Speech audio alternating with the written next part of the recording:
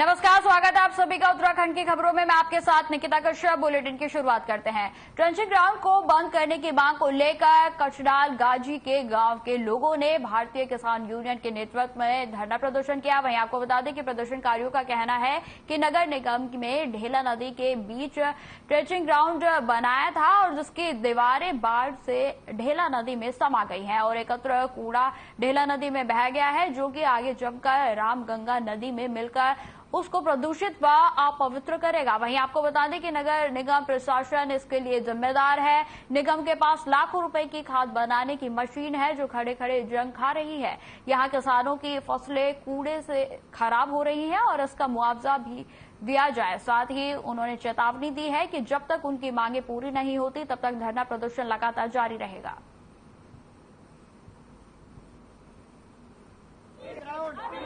हमारी मांगे पूरा यहाँ पर आप देख ही रहे हो, चौथा दिन है और पूरा लंगर व्यवस्था चल रही है और सभी क्षेत्र के जो लोग हैं सभी यहाँ पर डटे हुए हैं दिन रात। और कूड़े की बड़ी समस्या है। आपने देखा कि नदी के अंदर इस तरीके से ट्रेंचिंग ग्राउंड का बनाना और नदी का पानी डिस्टर्ब होकर कॉलोनी और खेती के जो खेत हैं उनमें आना और सारा खेती 50 एकड़ 100 एकड़ के करीब खेती खराब कर दी। तो ये जगह उपयुक्त नहीं है। ये हम अधिकारियों को कह रहे हैं कि आप कहीं और व्यवस्था करें। सूचना विभाग के सहयोग से स्टेट बैंक ऑफ इंडिया ने वर्कशॉप का आयोजन किया है, जो कि सूचना विभाग के मुख्यालय में हुई है। वहीं आपको बता दें कि इस दौरान सूचना विभाग से कई आला अधिकारी भी मौजूद रहे। वहीं वर्कशॉप के दौरान एसबीआई के शीर्ष अधिकारियों ने स्टेट गवर्नमेंट सैलरी पैकेज के फायदे बताए। साथ ही ये बताया गया कि किस तरीके से फीचर्स से एसबीआई का state government salary package account जुड़ा है और उन्होंने यह भी बताया कि जीरो बैलेंस अकाउंट के साथ साथ आसानी से state government salary package account खोला जा सकता है और जिसके चलते सरकारी गैर सरकारी कर्मचारी सभी के लिए जो है अलग अलग तरीके के फायदे रखे गए हैं।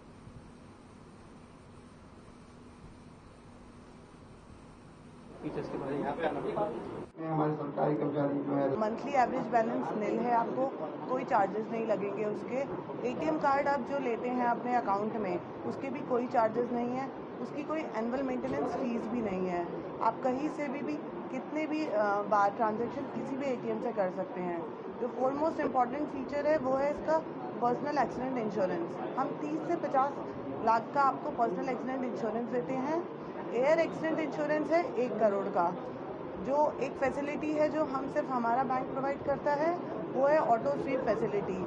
आपका जितना भी रनिंग बैलेंस है, सेविंग बैलेंस है, जैसा हम लोगों ने मीटिंग के दौरान हमने ग्राहकों को बताया कि सैलरी पैकेज एक अकाउंट है जिसमें कि सैलरी कस्टमर की जिनकी आ रही है उनको बहुत प्रकार की सुविधाएं मिलती हैं। कई बार भी हमें ये ज्ञात नहीं होता है कि हमारे सैलरी वाले अकाउंट के साथ साथ इन ढंग की सुविधाएं हैं। जैसे लॉकर में कंसेशन है, एक्सीडेंटल इंश्योरेंस हमें मिलता है, आरटीजीएस एनईएफटी के चार्जेस हमें नहीं लगते हैं, लोन प्रोसेसिंग में हमें फ़ायदा होता है उनके चार्जेस में, इंटरेस्ट रेट में।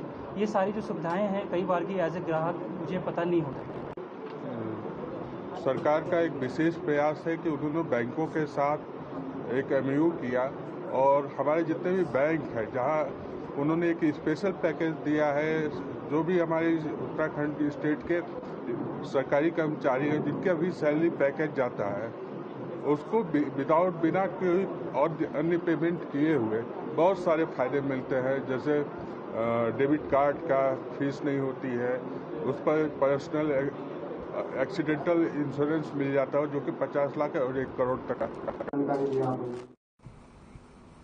अवैध निर्माण के खिलाफ मसूरी देहरादून विकास प्राधिकरण लगातार कार्रवाई कर रहा है और जिससे अवैध निर्माणकारियों में हड़कंप भी मचा हुआ है। वहीं आपको बता दें कि सहायक अभियंता अभिषेक भारद्वाज के नेतृत्व में विभाग की टीम ने शहर के विभिन्न क्षेत्रों में हो रहे अवैध निर्माण के खिलाफ सीलिंग की कार्रवाई की। वहीं जिसमें कि छड़ी पानी स्थित अवैध निर्माण को जो है वो सील किया गया। वहीं आपको बता दें कि इसके बाद मसूरी देहरादून विकास प्राधिकरण की टीम ने मैकेनन पंप हाउस में चल रहे अवैध निर्माण को सील किया और उसके बाद विभाग की टीम ने श्रीनगर स्टेट इंदिरा कॉलोनी में भी अवैध निर्माण को सील किया गया।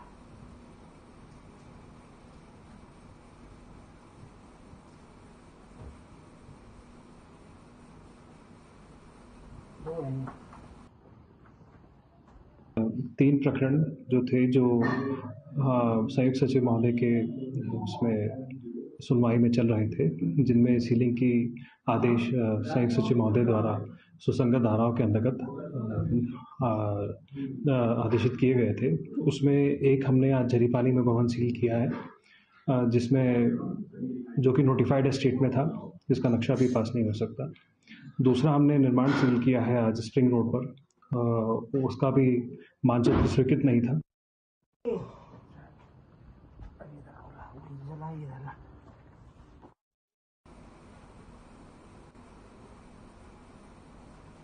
टिहरी जिला मुख्यालय के सारजूला पट्टी ज्ञानसू क्षेत्र में इन दिनों बाघ की चहलकदमी से लोग डरे हुए हैं। वहीं आपको बता दें कि हाल ही में पाटा गांव के एक निवासी की बकरी और कुत्ते को बाघ ने अपना मुंह का निवाला बना लिया था और जानकारी के अनुसार भरतराम की पत्नी अपने घर के बगल में दिन के समय अपनी बकरियों को चुंगा रही थी और तभी खुद अपने आंगन में बैठी थी और इसी बीच बाघ ने उनकी बकरी का शिकार कर लिया। इसके बाद बाघ ने फिर से दबे पांव दस्तक दी और इस बार कुत्ते को निशाना बनाया, जिससे कि स्थानीय लोगों में दहशत का माहौल लगातार बना हुआ है।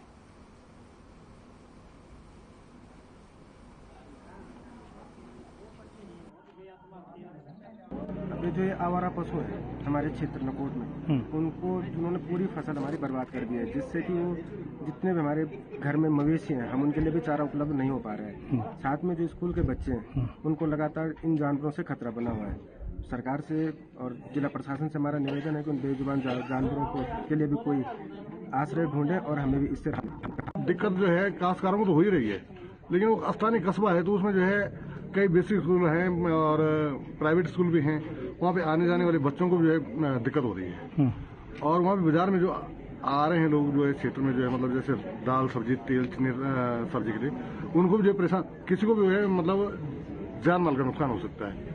और हमने शासन प्रशासन से मांग की है कि जो है इनको कहीं शिफ्ट कर दिया जाए, इनके लिए गौशाला की व्यवस्था कर दी जाए। तमाम जो पूरी जमीन उन्होंने बंजर डाल दी। काशीपुर पुलिस ने चोरी की 3 मोटरसाइकिलों के साथ 2 चोरों को भी गिरफ्तार करने में सफलता हासिल की है। आपको बता दें कि आरोपियों में से एक पर कोतवाली के विभिन्न मामलों में कई मुकदमे भी दर्ज हैं। सीओ वंदना वर्मा ने मामले का खुलासा करते हुए बताया कि बाइक चोरी की बढ़ रही घटनाओं के मद्देनजर पुलिस टीम ने घटनास्थल के आसपास के कैमरों व मुखबिरों की सूचना के आधार पर चेकिंग के दौरान 2 युवकों को चोरी की मोटरसाइकिलों के साथ पकड़ा है।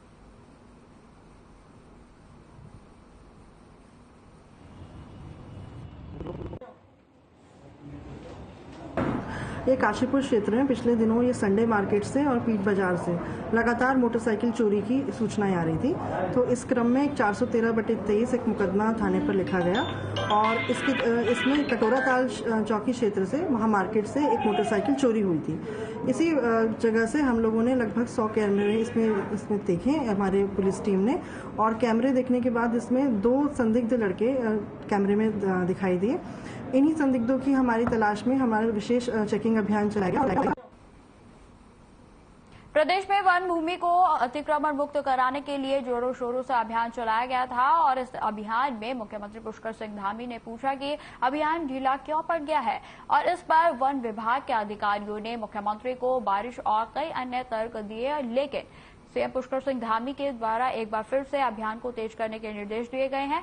मुख्य वन संरक्षक नोडल अधिकारी डॉक्टर पराग मधुकर धाकटे ने बताया कि मुख्यमंत्री पुष्कर सिंह धामी के आदेश पर प्रदेश भर में कार्रवाई की जा रही है। उन्होंने बताया है कि बीच में बारिश शुरू हो जाने के कारण कार्रवाई में बाधा आई थी और दोबारा से कार्रवाई को शुरू किया जाएगा। उन्होंने यह भी बताया कि इस संबंध में 22 और 23 अगस्त को प्रमुख वन संरक्षक ने सभी प्रमुखों के एक बैठक भी बुलाई है, जिसमें कि आगे की कार्रवाई पर रणनीति तैयार की जाएगी।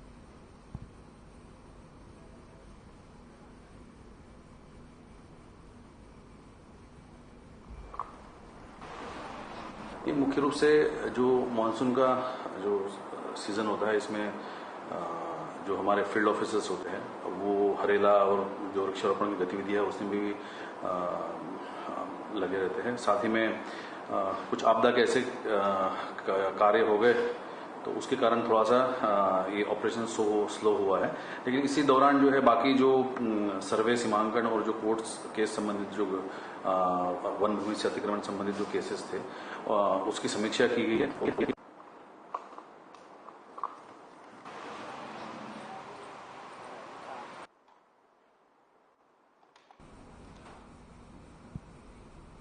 सीएमओ मनीष दत्त ने लंडोरा सरकारी अस्पताल का निरीक्षण किया और इस दौरान उन्होंने अस्पताल के कक्षों और प्रसव केंद्र का बारीकी से निरीक्षण किया। वहीं आपको बता दें कि सीएमओ ने अस्पताल स्टाफ से कहा कि डेंगू बुखार का प्रकोप तेजी से बढ़ रहा है, इसलिए अस्पताल के कूलर, गमले या अन्य जगहों पर साफ पानी जमा न होने दें। साथ ही उन्होंने स्टाफ को अस्पताल परिसर की साफ सफाई दुरुस्त रखने के लिए भी प्रेरित किया और साथ ही सीएमओ के द्वारा यह भी कहा गया कि डेंगू बुखार का लार्वा साफ पानी में बनता है, इसलिए सभी लोगों को चाहिए कि वह किसी भी जगह साफ पानी जमा न होने दें। साथ ही दिन में फुल स्लीव्स के जो है वो कपड़े पहने।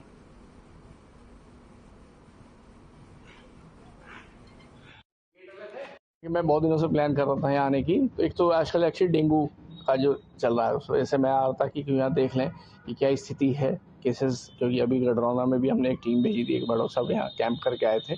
थोड़े केसेस इस समय बढ़ भी रहे हैं, तो यहाँ तो खैर आपके सामने ही मैंने देखा है, यहाँ तो साफ सफाई उस मामले में, कहीं पानी की रुकावट, कूलर भी देख लिए हैं, सब ठीक है, ऐसी स्थिति नहीं है।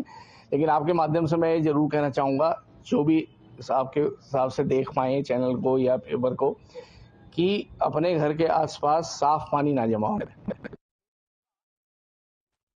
रुड़की में स्थित एक होटल में हरिद्वार सांसद रमेश पोखरियाल निशंक ने प्रेस वार्ता की, जिसमें उन्होंने विपक्ष पर जमकर हमला बोला है। उनका कहना है कि लोकसभा सत्र में विपक्ष चर्चा की बात कहता रहा और जब चर्चा करने की कोशिश की गई तब चर्चा से भाग गया। उन्होंने कहा कि इस तरह का विपक्ष कभी भी हमने नहीं देखा।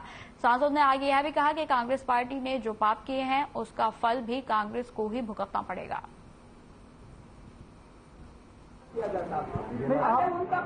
आपके दृष्टिकोण से कांग्रेस ने जो पाप किए हैं देश की आजादी के बाद, वो लोग सूद ब्याज सहित उसको आप दे रहे हैं। इसलिए कांग्रेस अभी भी खड़ी नहीं हो सकती। कांग्रेस कितने समय तक छल कपट करेगी, झूठ बोलेगी, लोगों को भ्रमित करेगी।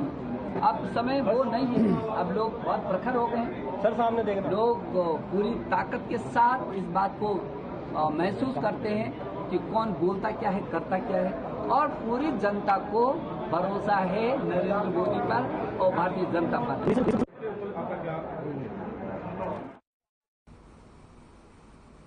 सैनिक कल्याण मंत्री गणेश जोशी ने पूर्व सैनिक संगठनों के साथ एक बैठक की और उपनल के सीएसआर मध्य प्रदेश के 10 भूतपूर्व सैनिक संगठनों के आश्रितों को चेक वितरित किए गए। वहीं आपको बता दें कि सैनिक कल्याण मंत्री गणेश जोशी ने कहा कि हमारे विभिन्न पूर्व सैनिक जो है संगठन अपने क्षेत्र में मेडिकल कैंप लगाकर जनसेवा करते हैं। उन्होंने यह भी बताया कि सिविल प्रशासन से मिलकर सैनिकों की समस्याओं का समाधान भी कराया जाता है। सैनिकों के आश्रितों की पेंशन इत्यादि समस्याओं के लिए विभिन्न रिकॉर्ड कार्यालय से संपर्क स्थापित कर उनको भी सुलझाया जाता है। गणेश जोशी ने आगे यह भी बताया कि प्रधानमंत्री नरेंद्र मोदी के मार्गदर्शन और उत्तराखंड में मुख्यमंत्री पुष्कर सिंह धामी के नेतृत्व में शहीदों और उनके आश्रितों के उत्थान और उनके कल्याण के लिए अनेक योजनाएं संचालित की जा रही हैं। मंत्री ने यह भी बताया कि राज्य सरकार ने शहीद सैनिकों के परिवारों के एक सदस्य को रोजगार दिए जाने के क्रम में शहीद सैनिक के 24 आश्रितों को सेवा योजित भी किया जा चुका है। उन्होंने कहा कि वीरता पदक धारकों को देय राशि सम्मान राशि में बढ़ोतरी की गई है।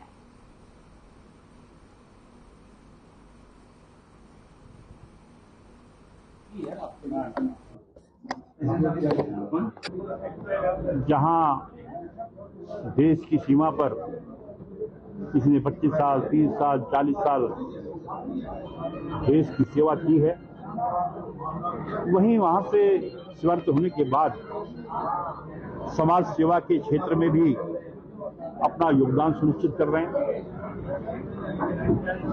हमारे पूर्व सैनिक संगठन मैंने देखा है, चाहे आपदा आई हो, चाहे कोरोना काल हो, चाहे शांत परिस्थितियां हों, आम नागरिक के साथ मिलकर हमेशा सेवा का कार्य। उत्तराखंड में मानसून सीजन के दौरान प्रदेश में आई आपदा से काफी नुकसान हुआ है। आपदा राहत और बचाव कार्य को लेकर कांग्रेस ने प्रदेश सरकार पर गंभीरता न दिखाने के आरोप लगाए हैं। वहीं आपको बता दें कि कैबिनेट मंत्री सतपाल महाराज ने कहा कि भारी बारिश से हरिद्वार और उधम सिंह नगर में काफी नुकसान हुआ है। उन्होंने बताया कि राज्य सरकार लगातार आपदा प्रभावितों की मदद कर रही है। 6,336 लाभार्थियों को सरकार ने 5-5 हजार रुपए वितरित किए हैं। वहीं आपको बता दें कि 771 लाभार्थी जिनके घर टूटे हैं उनको 44,41,300 रुपए की आर्थिक मदद की गई है। सरकार ने हरिद्वार को आपदा क्षेत्र घोषित किया है और हरिद्वार में सरकार ने 3 महीने का बिजली और पानी का बिल भी माफ किया है।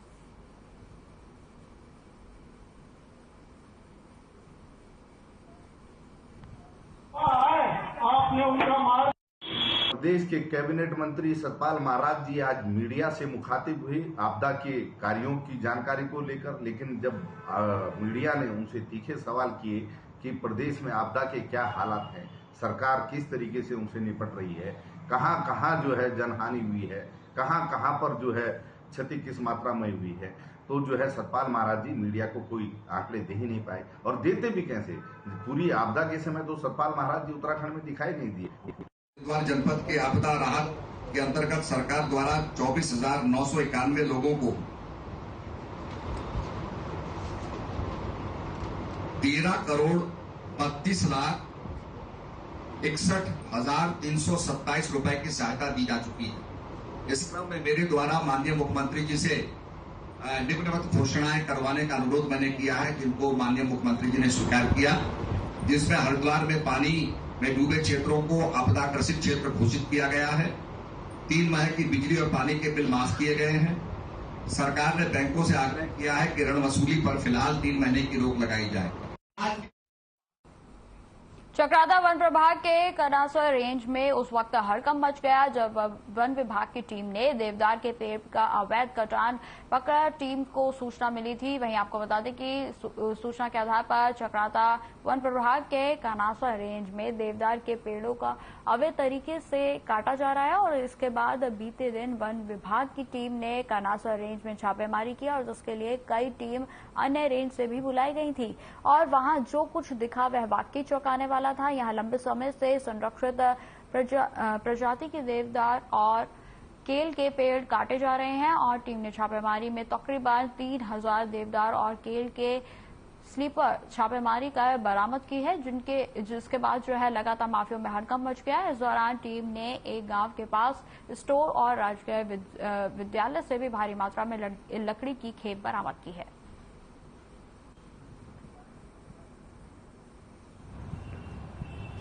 इसमें जो विभाग की मिली भगत होगी, जो कर्मचारी इसमें इन्वॉल्व होंगे, उनके खिलाफ बड़ी सख्ती से कार्रवाई की है। सर, अगर अभी की बात की जाए तो मतलब आगामी समय में जो है वो टीम्स को बढ़ाया गया है, वहाँ पे गश्ती बढ़ाई गई है, क्या तो निर्देशात्मक? हाँ, उसमें जो मसूरी से टीमें और लगाई गई हैं, मसूरी पर वन प्रभाग से कार्रवाई की जाएगी। देखिए, आपने देखा इसमें कुछ लोगों को शपथ किया गया, कुछ को निलंबित किया गया, FIR भी हम करने जा रहे हैं और साथ ही साथ अगर इसमें कोई बड़ा अधिकारी इन्वॉल्व होगा तो निश्चित रूप से सरकार उसके खिलाफ बड़ी से बड़ी कार्रवाई करने में सकती है।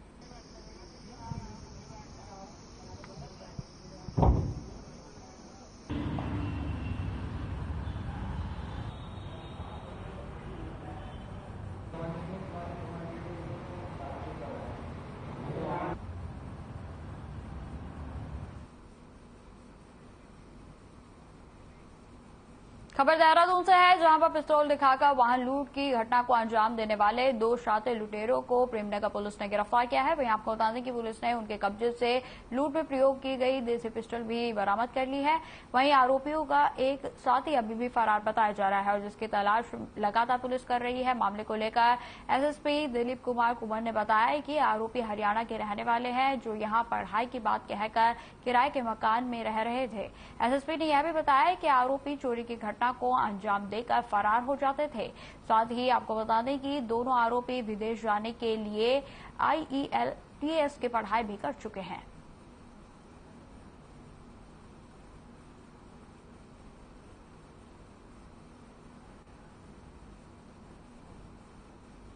और एक 4 अगस्त को रात के लगभग 10:30 बजे प्रेमनगर क्षेत्र से एक मोटरसाइकिल की लूट 3 बदमाश करते हैं असला दिखा करके, और रात का वक्त था। इसको वर्कआउट करने के लिए हमने 4 टीमें बनाई और पूरी प्रक्रिया में लगभग 2000 CCTV को खंगाला गया। आपके देहरादून से लेकर के पोटा साहिब से लेकर के हरियाणा, पंजाब, इवन यूपी के भी इलाके में जाकर के हम लोगों ने खंगाला और खंगाल करके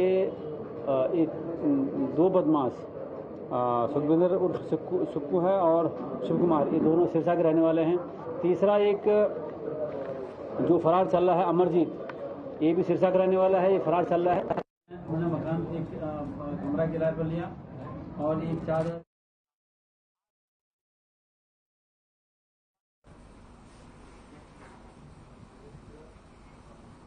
दिनेशपुर के शमशान घाट के पास लाइफलाइन हॉस्पिटल कई अनियमितताओं को लेकर चिकित्सा प्रशासन, तहसील प्रशासन और पुलिस प्रशासन की संयुक्त टीम ने अनिश्चितकालीन के लिए सील कर दिया गया है। आपको बता दें कि इस दौरान दिनेशपुर प्राथमिक चिकित्सालय के चिकित्सा प्रभारी प्रदीप पांडे ने कहा कि लाइफलाइन हॉस्पिटल बिना पंजीकृत के चलाया जा रहा था और इसके अलावा कई हॉस्पिटल में जो है वो कई तरीके की खामियां जो है वो पाई गई थी और जिसके चलते आज लाइफलाइन हॉस्पिटल को बंद कर सील करने की कार्रवाई की गई है।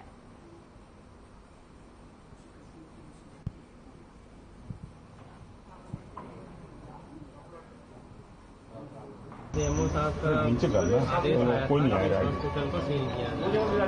रात 10 बजे करीब हम लोग आए थे।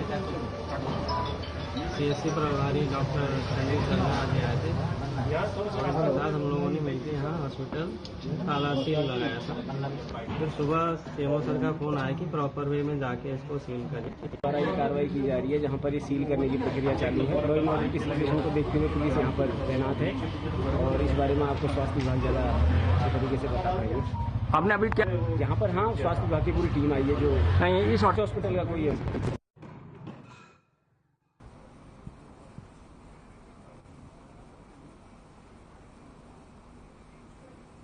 टूरिस्ट डेस्टिनेशन बोट जलाशय गूलर भोज में पर्यटकों के लिए पैरासेलिंग की बोट शुरू कर दी गई है। आपको बता दें कि क्षेत्रीय विधायक अरविंद पांडे ने इसकी शुरुआत की। आपको बता दें कि टिहरी के बाद जलाशय गूलर भोज उत्तराखंड का दूसरा डेस्टिनेशन बन गया है जहां पर पैरासेलिंग का संचालन हो रहा है और इसके साथ साथ पर्यटक स्थल बनाने के लिए rider, speed boat, jet ski, motor boat, donut boat, water scooter के साथ साथ पैरासेलिंग बोट का भी आनंद उठा सकेंगे और कुछ ही दिनों में उत्तराखंड के गुलार भोज में गोवा जैसा नजारा देखने को मिलेगा। वहीं आपको बता दें कि इस दौरान संबोधन में विधायक पांडे ने कहा कि पर्यटन के क्षेत्र में अपनी नित नई पहचान बना रहे हैं।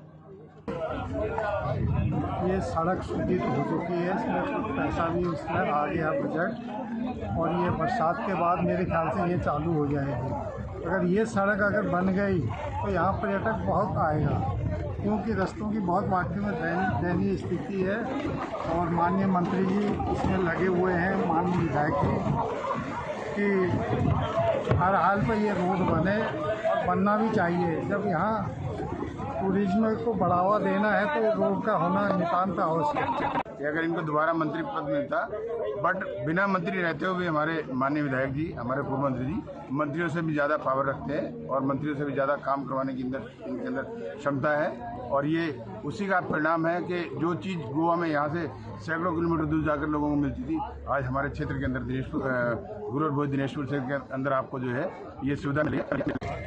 सुरक्षा के मद्देनजर यहाँ पे पुलिस चौकी को इंस्टॉल किया गया था 1-1.5 साल पहले, लेकिन किन्हीं कारणवश उसमें किसी भी SI की या किसी भी कांस्टेबल की प्रॉपर उसमें नियुक्ति नहीं हो पाई। ये बहुत दुर्भाग्य का विषय है। मेरा गुजारिश होगी मेरी माननीय विधायक जी से कि इस जो पुलिस चौकी है उसको यहाँ पे एक्टिव करें। मेरा सपना था कि इस गूलर भोज जलाशय को हिंदुस्तान का प्रमुख पर्यटन केंद्र बनाना है। इस कड़ी में वाटर स्पोर्ट्स की कई गतिविधियाँ चालू हुई, सड़क की कनेक्टिविटी का प्रस्ताव था।